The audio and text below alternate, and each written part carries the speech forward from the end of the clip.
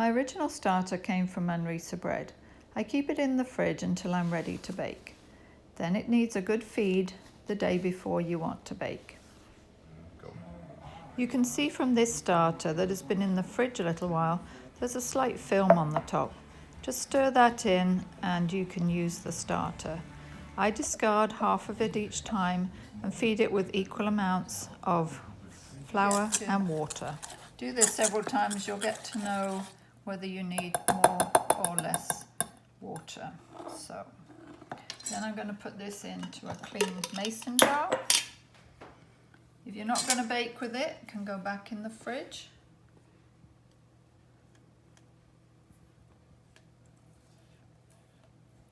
If you do want to bake with this, you leave it out on the counter.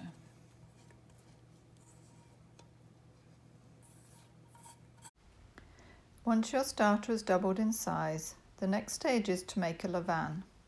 If a teaspoon of the starter floats in water, you know it is ready to use. Mix all of the starter with water to make the levain. Add this to the flour mixture. Here I have whole wheat and bread flour. Use your hand to mix the dough, even though it will be fairly sticky. Let it rest for 30 minutes. Then you're going to add half a tablespoon of salt and 50 ml of water. Just scrunch it in by hand.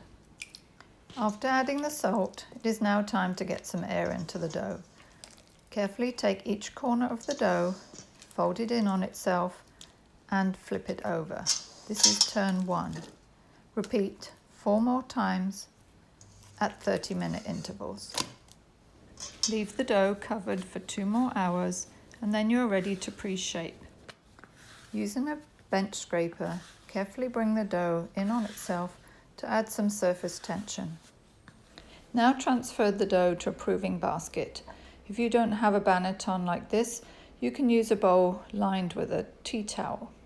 Then put it in the fridge overnight to prove. Here comes the fun bit now. So the bread has been in the fridge overnight and the pot has been heating in the oven for an hour. And now we're going to turn it into the pot, screaming hot pot.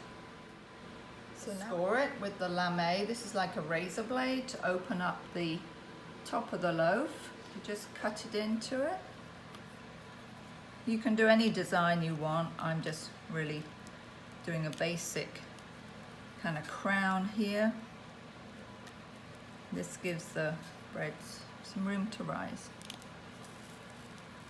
Okay.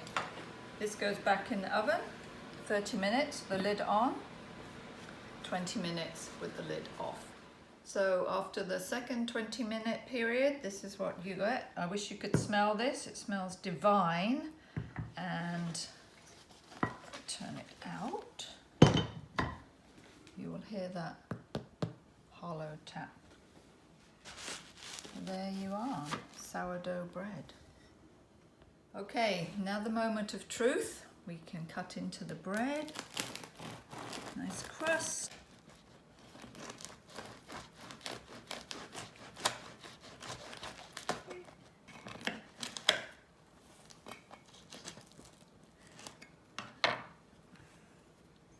Who wants a piece?